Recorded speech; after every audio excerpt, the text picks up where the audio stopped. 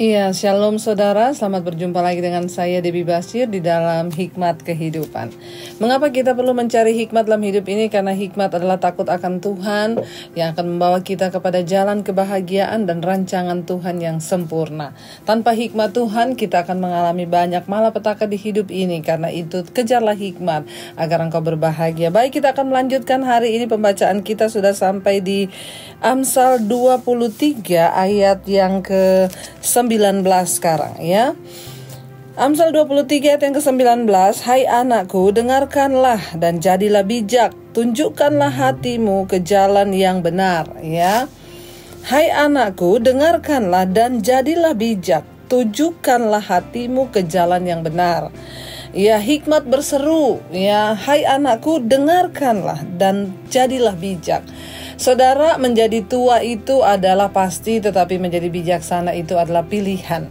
Ya, umur semakin bertambah, pasti banyak orang akan semakin tua. Tetapi menjadi bijaksana dan menjadi dewasa itu adalah sebuah pilihan. Karena itu hikmat berkata, hai anakku, dengarkanlah. Bagaimana orang bisa menjadi bijak? Kalau dia mendengarkan hal-hal yang baik. Ya, karena iman itu timbul dari pendengaran, dan tentunya pendengaran akan firman Tuhan. Karena itu hikmat berseru, hai anakku, dengarkanlah dan jadilah bijak. Tanpa mendengar sesuatu yang bijaksana, kita tidak mungkin menjadi dewasa di dalam hidup ini. Ya, karena itu dengarkanlah firman Tuhan, dengarkanlah didikan dan hikmat yang dari Tuhan ya, supaya kita menjadi bijaksana, dan tujukanlah hatimu ke jalan yang benar ya. Untuk memilih jalan yang benar, kitalah yang harus memilih itu, saudara. Makanya ayat ini berkata, tujukanlah. Ya, siapa yang harus menunjukkan arah hati kita kemana kita akan melangkah? Ya, diri kita sendiri. Tujukanlah hatimu kepada jalan yang benar. Ya, di depan kita terbentang dua jalan, ada jalan berkat, ada jalan kutuk, ada jalan kebenaran, ada jalan kefasikan. Yang mana yang kita mau pilih? Tuhan tidak pernah memaksa, karena Dia menciptakan kita dengan kehendak bebas. Karena itu hikmat berseru, tujukanlah ya matamu atau hatimu kepada jalan kebenaran. Ayat 20 berkata, janganlah engkau ada di antara peminum anggur dan pelahap daging ya. Jangan berada di antara peminum anggur ya, karena orang yang suka mabuk itu, saudara, pasti masa depannya nggak ada. Ya, orang yang suka mabuk itu selalu lari dari kenyataan. Banyak orang yang mabuk ditanya, kenapa kamu mabuk? Ya, karena minuman. Ya, saya mau melupakan masalah saya. Nanti setelah dia sadar, masalahnya bertambah. Jangan mencari pelarian atau pelampiasan dengan minum minuman atau makan makanan ya, sehingga kita ini akhirnya diperbudak oleh segala sesuatu. Ayat yang ke-22, dengarkanlah aku ya. Ayat 21 karena si peminum dan si pelahap menjadi miskin, dan kantuk membuat orang berpakaian compang-camping. Si peminum dan si pelahap menjadi miskin. Ya, kenapa? Orang yang mabuk anggur, peminum, pelahap itu pasti akan berkekurangan. Ya, karena uang mereka habiskan untuk memuaskan hawa nafsu dagingnya sendiri. Ya, dan orang yang kantuk membuat orang berpakaian compang-camping. Orang kalau tidur terus akhirnya jadi miskin. Waktu miskin pakaiannya compang-camping ya. Ayat 22 berkata, dengarkanlah ayahmu yang memperanakkan engkau, dan janganlah menghina ibumu kalau ia sudah tua. Ya, anak-anak, dengarkanlah ayahmu yang melahirkan, yang memperanakkan engkau. Makanya juga para ayah harus benar-benar menjadi teladan. Ya, karena keteladanan kita berbicara lebih keras daripada perkataan kita.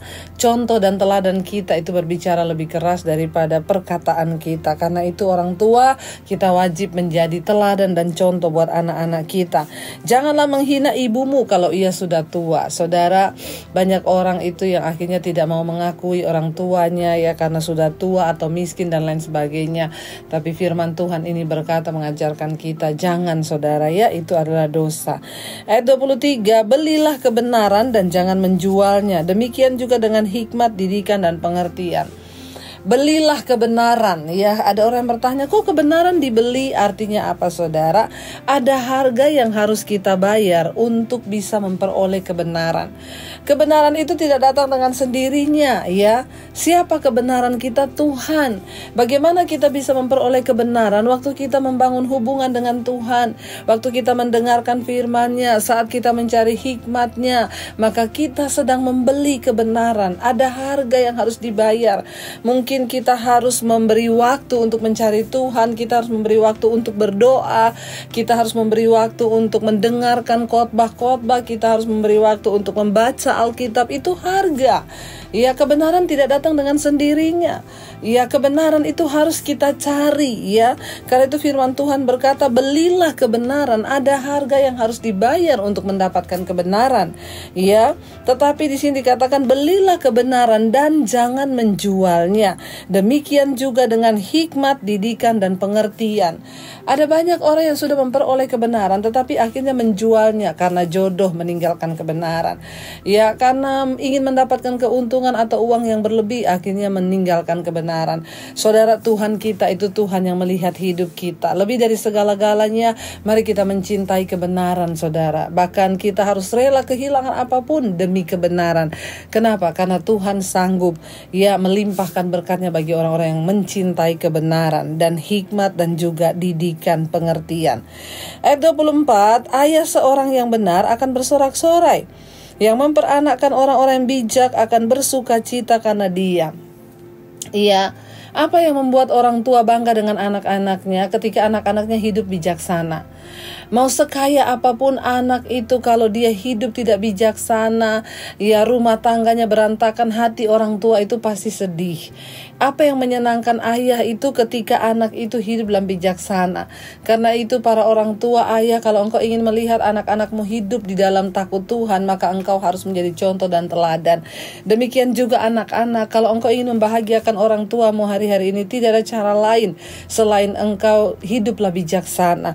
Ya, kenapa saudara? Karena di sini dikatakan ayah seorang benar akan bersorak-sorai dan memperanakkan orang-orang yang bijak akan bersuka cita karena dia. Tuhan mau sebagai anak-anak Tuhan yang hidup dalam kebenaran, kita juga memperanakkan, melahirkan keturunan-keturunan yang berhikmat dan bijaksana. Kita harus melahirkan anak-anak keturunan orang benar yang mereka juga dibenarkan. Kenapa? Karena itu ketika orang tua suami istri hidup dalam kebenaran, maka keturunan kita, anak-anak kita juga akan mewarisi kebenaran itu. Ayat yang berikutnya, ayat 25. Biarlah ayahmu dan ibumu bersuka cita, biarlah beria-ria dia yang melahirkan engkau. Sekali lagi saudara ya, mari kita menjadi kebanggaan bagi orang tua kita ya. Mari kita menjadi kebanggaan karena kita menjadi orang benar. Kita menjadi kebanggaan bukan karena kekayaan, tapi waktu kita hidup menjadi orang benar, maka orang tua kita juga akan beria-ria dan bersuka cita. Demikian juga kita sebagai orang tua, tidak ada lain yang kita rindukan selain melihat anak-anak kita hidup dalam kebenaran dan kebijaksanaan. Ayat yang berikutnya, ayat 26. Hai anakku, berikanlah hatimu kepadaku, biarlah matamu senang dengan jalan-jalanku. Hikmat berseru, hai anakku ya, berikanlah hatimu kepadaku, biarlah matamu senang kepada jalan-jalanku. Ya, senang dengan jalan-jalanku. Sekali lagi hikmat memohon untuk kita memberikan hati kepada hikmat ya. Memberikan hati kepada pengertian, memberikan hati kepada kebenaran. Berikanlah hatimu kepada kebenaran dan hikmat. Ya, dan biarlah matamu senang dengan jalan-jalanku, kata hikmat. Ya, orang-orang yang mau hidup dipimpin dalam jalan kebenaran kita suka. Ya, mata kita ini senang melihat jalan-jalan kebenaran. Dan kita tidak suka dengan jalan kefasikan. Kita akan lebih memilih jalan kebenaran karena hidup kita dipimpin oleh kebenaran. Ayat yang ke-27, karena perempuan jalang adalah lubang yang dalam dan perempuan asing adalah sumur yang sempit. Hati-hati sekali lagi ya, kitab Amsal mengingatkan bagi para pria yang ada di luar sana, jangan terperangkap dengan mulut perempuan jalang. Ya, karena mulut dia perempuan jalang itu adalah lubang yang dalam dan perempuan asing adalah sumur yang sempit. Jadi hati-hati saudara ya, jangan sampai terperosok masuk ke dalam tipuan perempuan jalang. Sebaiknya bagi kita para wanita, jangan menjadi perempuan jalang. Ya, mengganggu suami orang, mengganggu rumah tangga orang, ya membuat banyak hal yang tidak berkenan di mata Tuhan, hidup dalam kenajisan dan percabulan. Ya, mari kita bertobat saudara. Ya, apalagi dengan maraknya video-video porno yang beredar beberapa artis kita. Ya, mari kita mengajar anak-anak kita juga saudara ya, supaya mereka tidak salah pergaulan dan tidak salah jalan. Terutama kita para orang tua, mari kita berusaha memberikan teladan yang benar kepada anak cucu kita ya. Ayat yang ke-28, Bahkan seperti penyamun ia menghadang dan memperbanyak pengkhianatan di antara manusia. Perempuan jalang itu seperti penyamun, ia menghadang, ia mencari mangsa yang dapat dihadang. Bayangkan seperti penyamun. Ya, jadi hati-hati para pria yang ada di luar sana. Ya, hati-hati supaya engkau tidak masuk ke sarang perempuan jalang. Ya, dan ia memperbanyak pengkhianat. Ya, di antara manusia. Ya, sukanya mengkhianati rumah tangga orang. Suami-suami orang dibujuk untuk berkhianat terhadap istri dan anak-anaknya. Sekarang ini banyak sekali terjadi. Bahkan orang-orang yang berkedok dengan topeng-topeng rohani di dalam gereja, banyak pengkhianatan seperti ini terjadi, perselingkuhan di mana-mana. Tuhan membenci dosa. Ya, dan perempuan jalang itu akan mendapatkan hukuman yang setimpal dari Tuhan. Karena itu bertobatlah. Tidak ada kata terlambat bagi engkau kalau engkau mau bertobat hari ini. Juga bagi para pria, hati-hati. Ya, perempuan jalang itu sumur yang dalam, kata firman Tuhan. Jangan sampai terperosok dan engkau akan binasa. Ayat 29 berkata, siapa mengadu, ya, siapa mengeluh, siapa bertengkar, siapa berkeluh kesah, siapa mendapat cedera tanpa sebab, siapa merah matanya. Ayat 30, yakni mereka yang duduk-duduk dengan anggur sampai jauh malam, mereka yang datang mengecap anggur campuran. Ayat 31, jangan melihat kepada anggur kalau merah menarik warnanya, yang mengilau dalam cawan, yang mengalir masuk dengan nikmat. Ayat 32, tetapi kemudian memanggut seperti ular dan menyemburkan bisa seperti beludak. 33, lalu matamu akan melihat hal-hal yang aneh dan hatimu mengucapkan kata-kata yang kacau.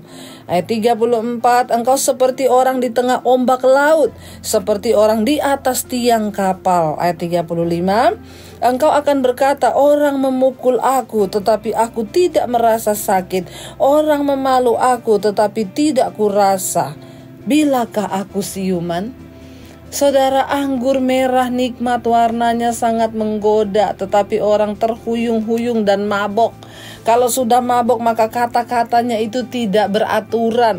Kalau sudah mabok semuanya dia ucapkan, bahkan hal-hal yang rusuh, hal-hal yang kotor. Dan engkau akan berkata, orang memukul aku, tapi aku tidak merasa sakit. Itu orang mabok, saudara, ya. Orang memalu aku tetapi aku tidak merasa apa-apa. Ya, saudara, jangan bergaul dengan orang yang pemabok dan jangan juga menjadi pemabok.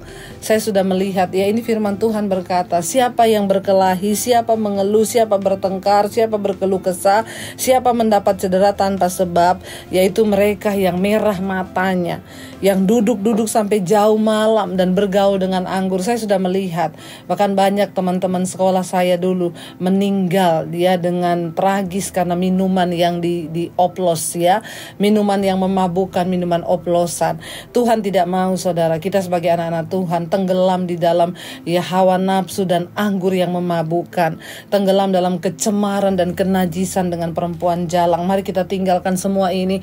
Kita sedang berada di masa-masa pemurnian di akhir zaman. Jangan biarkan engkau terpelosok jatuh ke dalam dosa. Kenapa? Hari-hari ini adalah hari-hari yang singkat. Mari kita bertobat dan meninggalkan semua jalan-jalan yang jahat, dan kita mau memperoleh hikmat. Mari belilah kebenaran, belilah hikmat dan pengertian, dan jangan menjualnya karena apapun, terlebih hanya karena nafsu, keinginan daging dan keduniawian. Kita mau terus berdoa supaya Tuhan memimpin langkah hidup kita dan kita bisa hidup dalam jalan kebenaran. Mari kita satukan hati, kita berdoa. Bapa, terima kasih buat hari ini. Hikmat-Mu mengajarkan banyak hal kepada kami untuk kami lebih bijaksana dalam hidup kami, dan kami melangkah di dalam jalan yang takut akan Tuhan. Berkati setiap mereka yang mendengarkan dan rindu mengejar hikmat-Mu.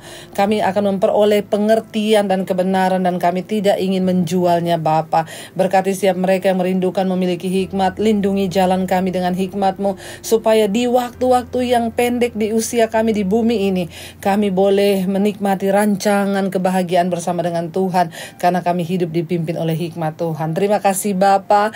Segala pujian, hormat, kemuliaan hanya bagi Engkau. Jadikan kami menjadi orang bijaksana. Terima kasih Tuhan. Dalam nama Yesus kami berdoa bersyukur. Haleluya. Amin, amin. Tuhan memberkati saudara, dan tetaplah kejar hikmat. Bagikan channel ini, bagikan hikmat kehidupan ini kepada temanmu, sahabatmu, mereka yang kekurangan hikmat, yang banyak mengalami masalah dan malapetaka.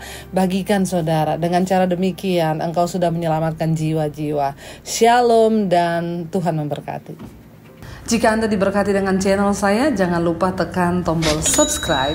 Dan jangan lupa like, share, dan komen. Dan jangan lupa untuk mengklik tombol lonceng di bawah ini, supaya Anda mendapatkan pemberitahuan setiap kali saya mengupload video-video yang baru. Jangan takut karena gratis. Tuhan memberkati.